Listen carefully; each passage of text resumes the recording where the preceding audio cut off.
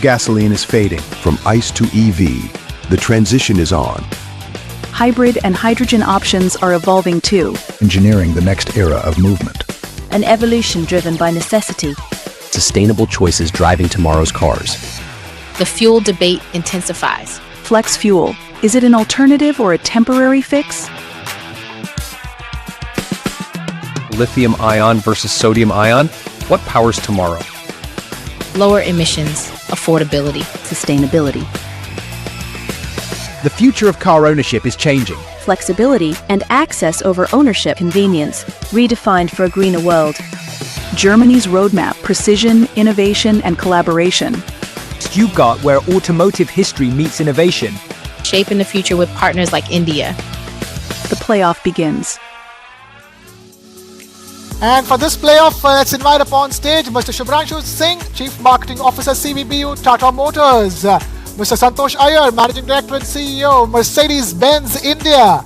We have Mr. Martin Corner, Director of Climate Protection, Mobility and Housing Policy Unit, City of Stuttgart. Mr. Sigmar Hasis, CEO of Hasis. We have Dr. Hagen Radowski, Senior Partner, Porsche Consulting GmbH. And Mr. Mark Zimmerman, CFO, member of the board at MHP. And for the refereeing of this playoff, the match referee is none other than my friend and colleague Karthik Malhotra. Karthik, all yours, man.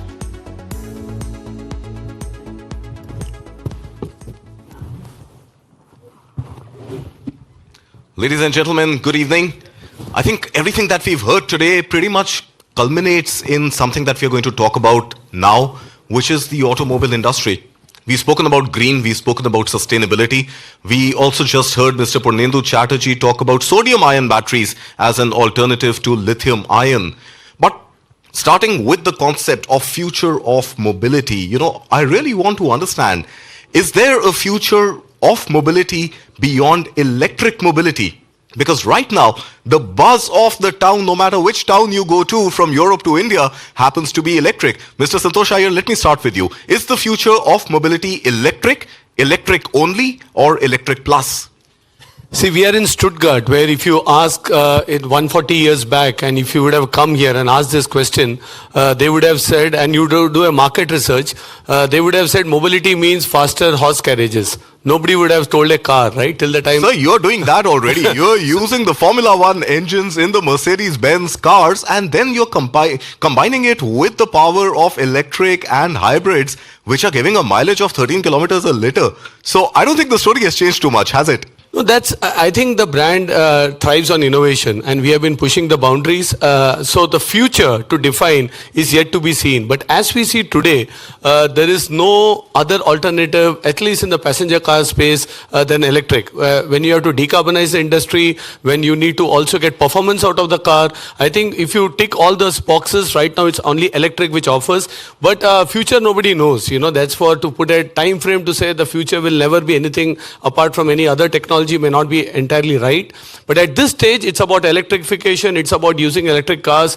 Personally, me working for the brand, when I come to Stuttgart, when I have a chance to see some future cars, including performance cars, they blow me away, on what's yet to come. So a lot of work happening. On one side, we heard about batteries, but also on the other side in terms of motors, and also trying to make the car itself much more recyclable, much more sustainable. So yes, right now, all bets in on electrification, electrified cars, till the time something else challenges this technology and these platforms. Okay, Shubhranshu, let me come to you and let me get the India perspective. While Santosh Iyer has also given us the Indian perspective, but this is a German brand, and on the panel you've got two more German gentlemen with you. But I want to come to the Indian perspective. Is it too early for us to start thinking about sustainability? Or is it the right time to also start thinking about sustainability when we talk about electrification? As a matter of fact, I think India is not even one step behind when it comes to the consciousness that sustainability is an imperative. In fact, thousands of electric buses are plying our roads. We are in electric cargo, in mini trucks, passenger vehicles. There is a leadership position already with Tata Motors. But the important thing is the reasons that are driving sustainability is the consumer realizes that he is doing good by doing well himself, as in the cost of operation itself becomes a major motivator. Say, for instance, in the case of last mile cargo, if you are spending 30,000 rupees on average a month on diesel, if you have, say, you're running 300 kilometers a day, the equivalent costs in electrification would be about 3,000 rupees a month. So even though the vehicle cost would go up, the cash in the pocket and the cost of operation is so lucrative that it is becoming a major magnet. So I think contextually people realize that it's good for business, it's good for environment, and of course the sensorials and everything else along with it are also going up. So electric vehicles are very much present across various sectors of the economy, and we will see this in terms of payload, etc., going across pretty much the entire portfolio where commercial vehicles and passenger vehicles are right. So we've seen, I think what you're mentioning is absolutely bang on and on point. When you talk about electrification of the fleet in India, the journey really started with commercial vehicles, and a high capex, low opex model works well. But in the case of passenger vehicles, is the consumer going to be ready to shell out that additional delta on an electric vehicle when ICE pretty much does the job for him? Shubhranshu. Well, in my opinion, I can speak as a marketer. You see, we are too focused on what is changing in the consumer's context. And Bill Bernabach, who was an advertising genius, said, for millions of years, human beings have had very basic instincts and very basic heuristics. So we should be more concerned about the unchanging man.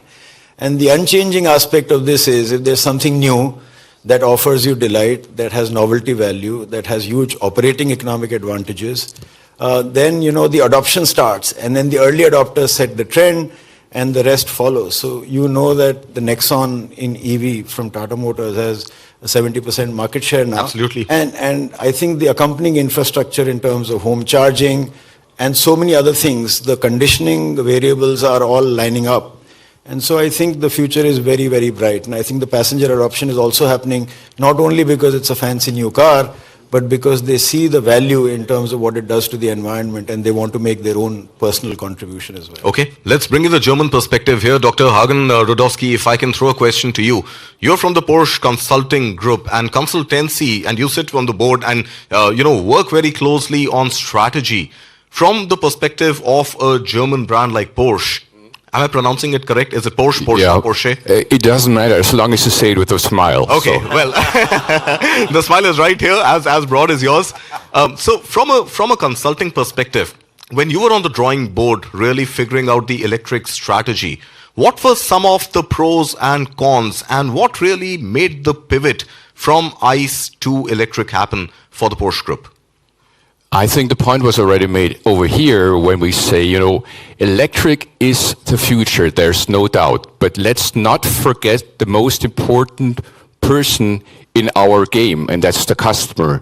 Take rates are different around the world, and some regions need more time. So really adjusting your product portfolio in that sense that you kind of respect that different rates of change around the world really makes a perfect strategy. Okay. Siggy, let's come to you. There's a time involved from the time a car is conceptualized or a vehicle is conceptualized to the time it really comes to the market. With a very rapidly changing technological environment, that time to market needs to be crunched. It needs to be shortened. And I think that is where somebody like you comes in, who has about 27 years of experience, if I'm not mistaken, with Mercedes-Benz, and now you're running your own consultancy firm. So how do we innovate, and how do we reduce the time to market, and how do we quickly pivot from something that is not working to something that could work using technology? Yeah, I fully agree. It's speed, speed, speed. So how could we accelerate to bring innovation in the product and produce it in a customer valuable way? And this is all about, I call it digital transformation with lots of elements, but we need digital transformation with a concrete why. Why means value add. Value add for the customer. And at the end, the company wants to earn money. Therefore, speed means, and let me just make an example how we do the validation. Other OEMs globally, there are 3 types of validation. Road-based validation, but for this you need hardware prototypes, very costly. Then you have test bench validation, and the third one is digital validation. And if we want to make speed, we have to shift from the right to the left. That means from road-based validation to test bench validation to digital validation. This has to do definitely with tools, with methods, with organizations, with processes, but do not underestimate the mindset. We need there the mindset of digital, a digital-driven organization, and we need digital courage. Digital courage means to focus on digitalization and focus and shift this from road to test bench to digital. And this helps to make speed. This I call digital transformation, digital engineering, and there I do see everywhere huge potential. Okay, so digital transformation seems to be the name of the game. Santosh Iyer, let me bring the ball back to your court. And, when you talk about Mercedes-Benz and when you think about the whole manufacturing process, you still have the Henry Ford images in mind of cars really being rolled out on assembly lines. Today, sitting in Stuttgart or anywhere in the world, how do you view Mercedes-Benz as a company? Is it a mechanical manufacturing company? Is it a digital company? Firstly, the top boss is here, right here, Jörg, who is leading. And in Stuttgart, we have something called Factory 56, which we are all proud of. I think this factory is a benchmark for the world when it comes to automotive production. We have never gone the one color, one model philosophy. You mentioned brands back in the US. We always believed in innovation, maybe not selling more cars, but innovating and making more. And that also goes to the production processes.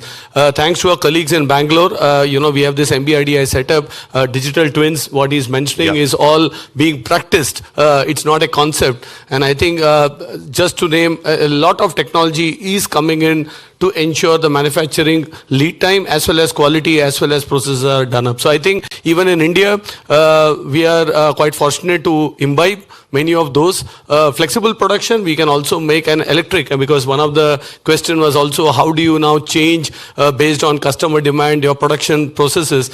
We can be proud to say that in our manufacturing process in the same line we can make an electric car, hybrid electrified combustion engine car, and also the traditional combustion engine car. So all possible to be rolled out of the same line. That gives flexibility, and all of this again is, I think, we keep pushing the barrier to see what we can do for the future. Okay, Hagen, let me bring you back into this conversation. Now, we are consistently talking about electrification, electrification, electrification. Does there need to be a step in between from ICE to electrification, and is that step hybrid, or is that step not required at all? That, first of all, Kartik, that step is required, but then there's also a step in that going from what you call, what was the first one? The test bench, no, not the test bench, the road, then the test bench, and then digital. So, that step of digital in between is, that step of test bench in between is really important in getting to digital. So, there was a book written over 60 years ago with a very boring title called The Structure of Scientific Revolution from Thomas Kuhn, if you want to read it. But that guy coined a term in that book that we all use to describe what's happening here. It is the paradigm shift. And that's what's really happening. And we need, we need to give our customers time and also maybe that step in between to adapt. Okay, the step in between, Shubhranshu, back to you. And Tata Motors is the largest electric vehicle manufacturer, seller in India. My whole conflict with EV is, and I don't want to be a naysayer, but my only conflict with this whole EV narrative right now is that what if 5 years later, after making large investments in electric manufacturing, there's a new technology which offsets the impact of the investments that you've made already. And there are cases and there are case studies here in Germany itself where massive investments have been made in a technology and there weren't enough sales.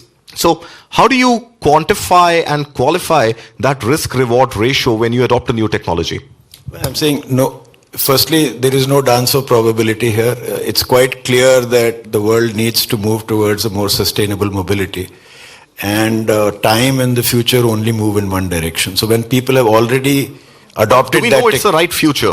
Certainly, because the way industry and technology come together and move ahead is that a very virtuous ecosystem develops around it. And consumer insights into their choice making are actually mediated by various voices of authority. It's not only the OEM saying, I think you should buy electric, therefore go buy electric. They make their own choices based on what are the options available.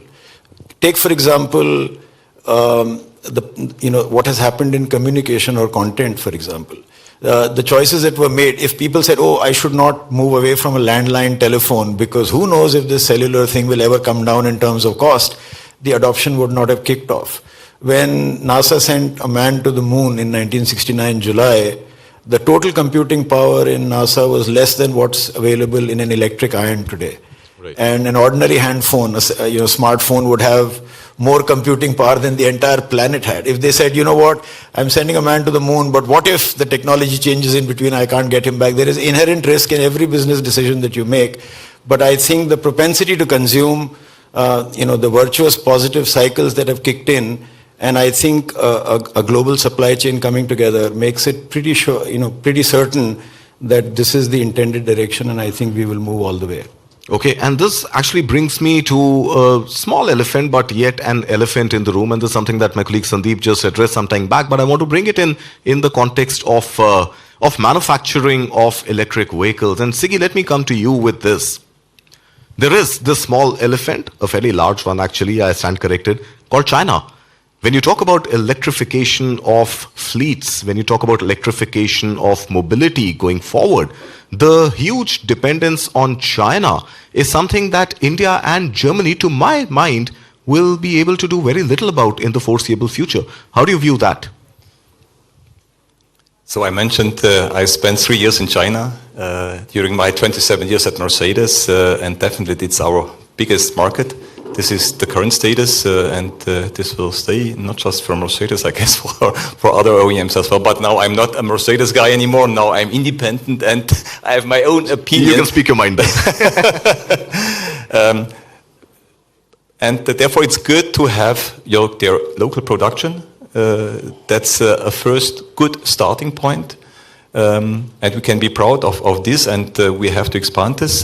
But anyway, we have this regulation in China, in US, and it's always good to have their local production as a starting point. And then it's the collaboration. How do we collaborate? I mean, from a governmental perspective, a political perspective, economic perspective, with the right partnerships, definitely, and to overcome this. It's not an easy game, but you ask for electrification. Yeah, there we have to start on China. The core there is battery. We have, which is what? Correct me if I'm wrong. 70% of the cost of an electric vehicle is battery, and almost 100% dependence on those batteries is China. Yeah, you have the big players definitely with the CATL, with the whole ecosystem. You have them in China. There are many tries of all the OEMs to start their own ecosystem. Not currently very successful.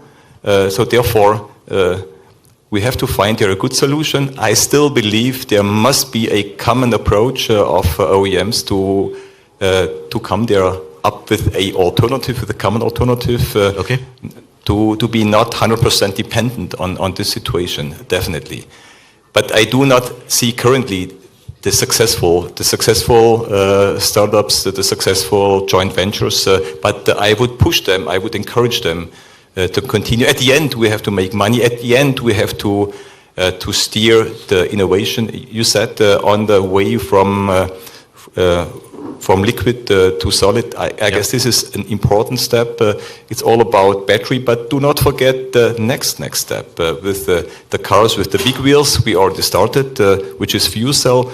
I personally believe this is a good future, not in the next 5 years, but perhaps in the next 7 to 8 years for cars as well. So therefore, do not forget the next step of innovation, of technology, because there we are more independent, we have we can strengthen our strength there, and push that technology further. Okay, so from what I understand, Siggy, that you're saying that step one is fait accompli. there has to be reliance on China, and we can work on step 2 and step 3. Well, gentlemen, we are at half time of this playoff right now. I want to bring in a counter attack, and Mr. Purendu Chatterjee, if I may request you to really, you touched upon it and you gave this case of sodium ion batteries. Is there an advantage, inherent advantage that India has and the rest of the world without China has in sodium ion batteries as an alternative to lithium ion batteries when you talk about the future of mobility? Can we have mic number 6 on, please? Can you hear me? Yeah. Go ahead. Okay. So, look, sodium ion battery is in the early stage of the game. Okay. So if you successfully execute the R&D programs, and globally it gets executed, we are in the beginning of the game, so we can catch up. So India will have, because of its market power, a huge advantage. Also, sodium will go into the grid first, and we are building a new grid, and the grid battery will be sodium. So these two reasons gives me immense hope that we will succeed in beating China in sodium. So, gentlemen to the panel, thank you, Mr. Chatterjee.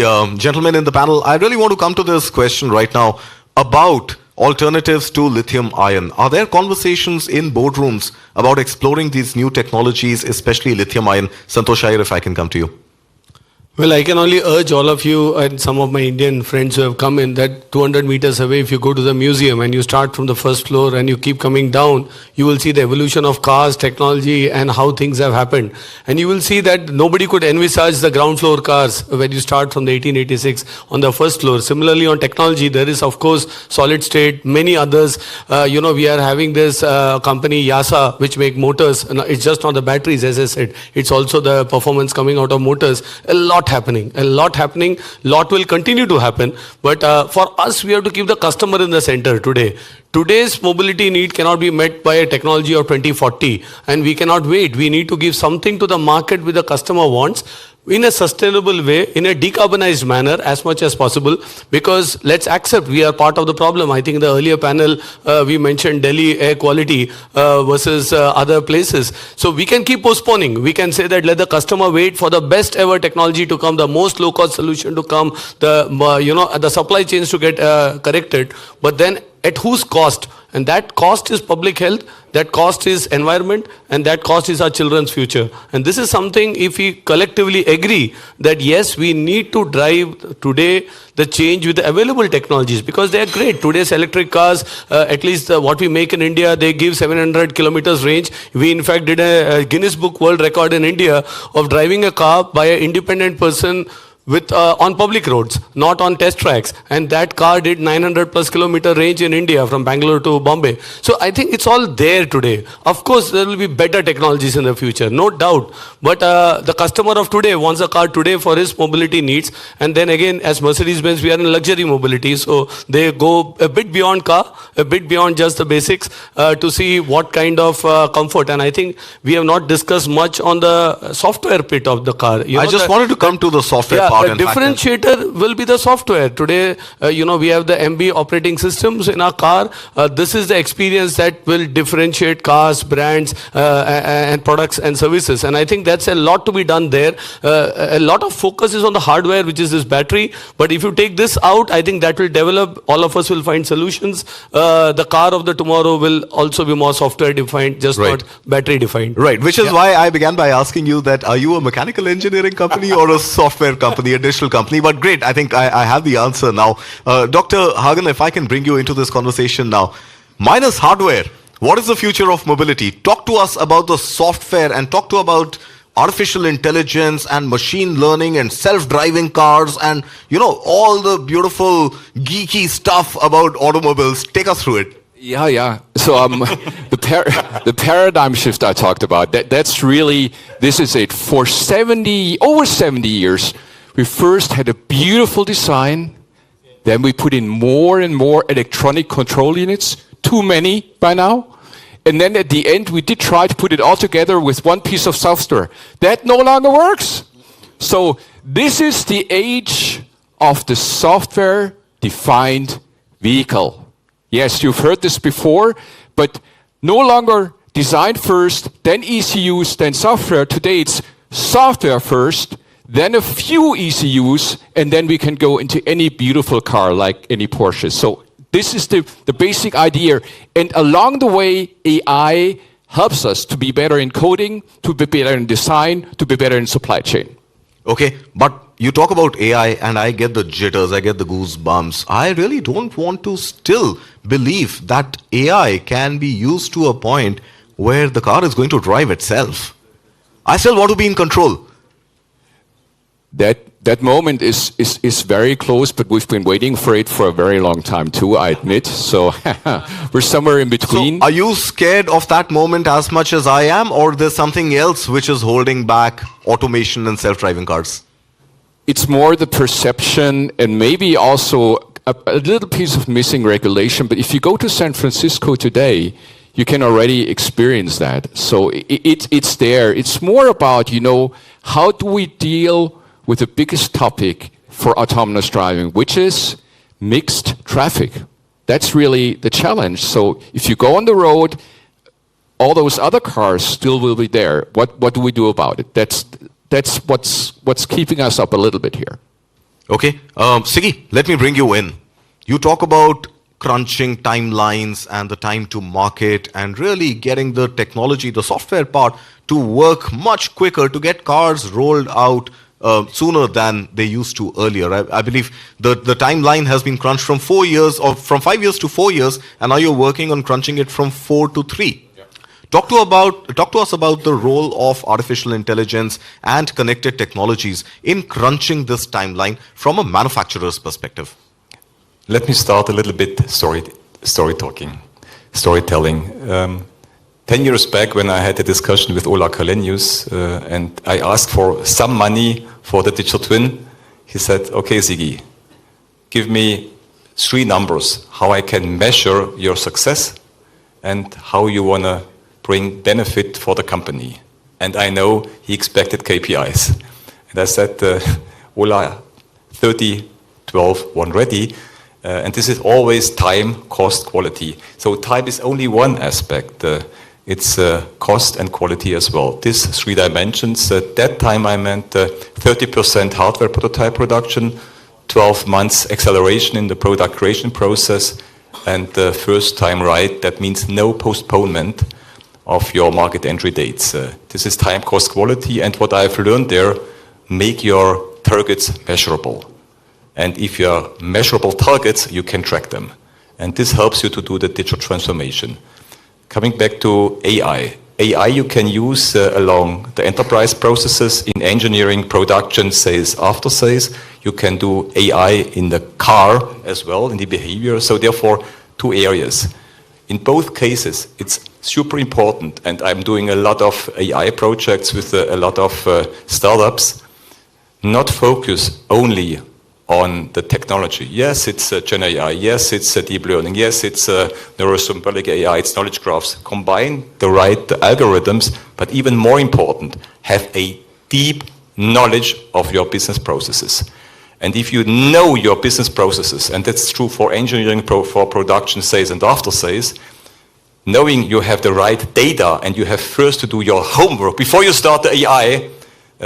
Do I have the right data? Do I have the right data quality? Do I have access to the right data via API? And have the right use cases? Then you can start doing AI. And what I have seen already, and you come back, I will come back to this acceleration, you can easily do efficiency improvements by 30-40% because of along the processes, along this engineering processes to accelerate even more. And this is AI with a deep knowledge of the business processes. So do it in a T-shaped way.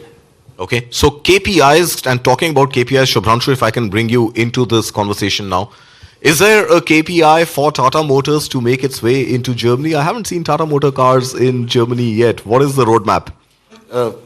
not in my pay grade to answer. Okay. But I can tell you, I'd like to kick the ball in India's direction for a minute. Okay. Because I see that we've spent a lot of time on powertrains and alternate fuels and future fuels and so on. But you must remember, since we are an India forum here as well, you know, for an economy of 3.5 trillion at 1.3 billion people plus, with a median age of 28, if you were to count 100 people on the planet, 2/3 of them are going to be from India and China. Yes. So the definition of global and the bracket at which we are talking about the most sophisticated innovations coming to market and being commercialized, the entire luxury market in India is all of 50,000 vehicles today. That's right. And so therefore, for an urban population of 500 million, you need to have the ability to do incremental changes which can be commercialized with mouth-watering value at a very effective price point. And so the global majors also will need to be able to bring that innovation in easily accessible ways at the last mile, find the dealers, file in the service ecosystem. And there are brilliant things happening. Porsche has the suspension management system. Li Auto has done some fabulous work. How do we bring the benefit of that technology, which is happening in labs across the world, is commercialized for the elites, to the everyday lives of Indians everywhere, which then opens up a humongous market which will continue, given our demographic dividend, for many, many decades in the future. So I think, it's like I said, it's not my pay grade to decide whether or not we need to be in Germany, but certainly we need to do more in India. Everybody needs to do more in India, and the Germans are welcome to be in India as well. I noticed you very, very easily flicked the ball from your court to Santosh Iyer's court. So, what do I make of it? Are we expecting semi-luxury or more luxurious Tata motor vehicles, or are you hinting? I'm a commercial vehicles man. Mercedes-Benz cars more accessible to people like us. I mean, Santosh's credentials are impeccable. It's well established. I mean, Mercedes is a leader in that bracket, and you know, some of the work that they're doing direct to customer, etc., is very, very impressive. I'm just saying that even that, Karthik, if I may hazard a point, you know, the old structure of mass, popular, prestige, local player, JV, MNC, even that model has gone for a toss now. So everybody is in play everywhere. Instead of saying, this is my proven model and I'll take it to an India and then wait for India to catch up, you just need to have the acumen to say, this is a great market. What model will work here? And then tweak the model if you can. Right. So, Santosh Iyer, I think he tried to flick it again, but let me try and control the ball here. Are we really looking at, you know, as from the standpoint of Mercedes-Benz, is there scope to explore more entry-level Mercedes vehicles in India? Because like Shubhranshu just mentioned, just 50,000 luxury car sales as opposed to almost 4 million cars that we sold last year. So the ratio is small. Is there a case for Mercedes-Benz and other luxury brands like yourself to look at entry-level vehicles in India? Or do you think your business model will rest on super luxury, super expensive cars as they've been the case right now? No, firstly, you know, the car has a lot of content that we are trying to give to the market, and it starts from safety till digitalization to many other topics. Now, if you look at our mix in India, 25% of the cars we sell are all top-end cars. Then 60% of the cars are core. And then the entry is still today hardly 10 to 15%. So it's not that we don't have the entry. We have the GLA, we have the A-class there. But end of the day, of course, these cars have content and they are Mercedes-Benz. There is no plan to not have a non-Mercedes-Benz in any market. And either we do it because I think the brand promise, if you have a car, it needs to tick all the boxes. And what is the fundamental DNA of the brand. So in that sense, yes, we are waiting. Also on the other side, we have financial solutions. What's working well in India is we have a financial services arm which is now close to 1 billion in portfolio. And these guys, they really come up with ownership solutions where an Indian can actually pay 50,000 EMI, you know, and actually start driving a Mercedes-Benz. And that in monthly installment is something that actually then crosses barriers between different segments. Our effort would be to try to make that as one of the key entry. But yes, again in India, consumers like to own the car and not lease it. And in these models, you have to give the car back in 3 years. So there is always an anxiety what happens after 3 years. So this is more of a cultural shift, but that's the direction we would like to continue in terms of our product development as well as what we do in India. Okay, so I want to take a little bit of a break here and really pivot from four-wheelers and cars. While I understand this is the birthplace of Mercedes-Benz and Porsche, but I really want to defend at this point some blue sky thinking. And if Mr. Rahul Bharti is with us in the audience, Mr. Bharti, I would really want to come to you and want you to elaborate upon the story that you and I were discussing offline yesterday about flying taxis. Oh my God. I mean, that seems to be just another game changer at all. And Mr. Rahul Bharti was telling me about these flying taxis which are being tested by Suzuki in Japan. So take us through the future of flying mobility. Yes. So we have to be open about what all can society benefit from. In Japan, for example, in mobility, there are individual machines where you have a one-man machine which can take, let's say, an elderly gentleman or a lady across the marketplace. Similarly, there are flying cars, and they are not too far away. They will be productionized in 2025, next year, and we are almost at the end of 24. So innovation is something you have to dream about what can, and actually you have to question why not. So I see a lot of ads, can I have an AI machine where my dog understands my language or I understand his language? Can I have a pen that does my homework? They're not too far away. Seem like the Apple April Fool's Day ads, right? I mean, all this used to seem like April Fool's Day. And here we have, in fact, some solutions already. So, yeah, please elaborate. Yes. So it appears it's on the border of, the difference between intelligence and sanity is success. So it may not be April Fool's Day. And let me also mention to you, there's not just one company. There are several companies who are trying their hand at it. And it will be launched very soon, I think, in one of the major events in, Japan Olympics or something. The idea is that there are needs of society which are not being fulfilled by our traditional mobility models. We have to think beyond.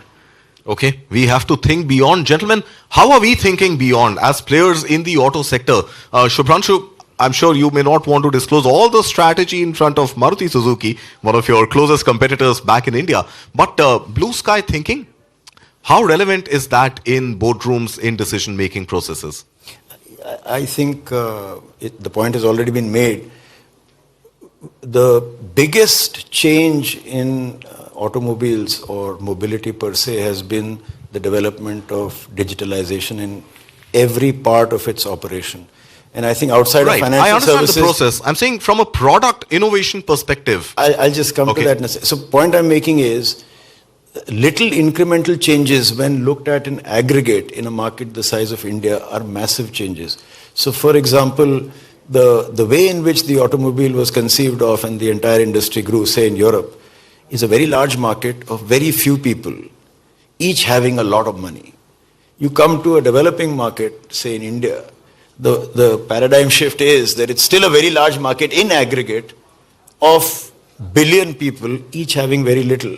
So now the automobile, the mobility need is still very much there, but you need to have that mutation, that valuable mutation to be able to offer appropriate technology at addressable value. That's the challenge to bridge. So blue sky thinking is about not what the possibilities are, because they'll always be mouthwatering, but whether that possibility can be addressed on scale. So that's okay. Maybe I can give a very different tangent to this. We think of mobility, but India also has the highest number of road accidents. We have 150,000 people dying almost once. By the time we conclude this session, couple of casualties would have happened in terms of road accidents. So we were discussing, and we adopted a highway stretch, right, as part of our CSR initiatives, which has the highest fatality. The Samruddhi Mahamarg, one of the best expressways, but having the highest casualties. And then with them, when we were discussing with this NGO, what can we do? We said our cars have a lot of sensors. They continue to collect data. They continue to collect data in terms of road conditions, also in terms of what's happening. And then we were discussing with our RD colleagues, of course, these are anonymous data. Can we use this data to identify potential braking hotspots? Where can we do? What can we do there? So as part of our CSR activities, can we change the design, if possible, or do an intervention on that road or on that corridor where we can actually reduce fatalities and accidents? So this is what mobility can do when you actually really look into the space of public, safety and others. So you have to think beyond just selling cars or trucks and buses, but also in a developing country like India, as Shubhranshu said, the challenges are different. Right. So as players, what can we do to then change the game? All right, gentlemen, we are completely out of time. One last word, Dr. Hagen, 30 seconds. I'd add you need a radar. So at Porsche, we have something called Porsche Ventures, and we heard this before. Looking at startups is a great idea to capture ideas. And for blue sky thinking, you need those ideas that are floating around, and maybe a vehicle like Porsche Ventures is a very good idea. All right, gentlemen. Well, that's all we have time for. This conversation can continue forever, and I'd love to take it offline with you, but right now we are completely out of time. Thank you so much for joining us here on the Future of Mobility at the News9 Global Summit in Germany. Requesting all the panelists to...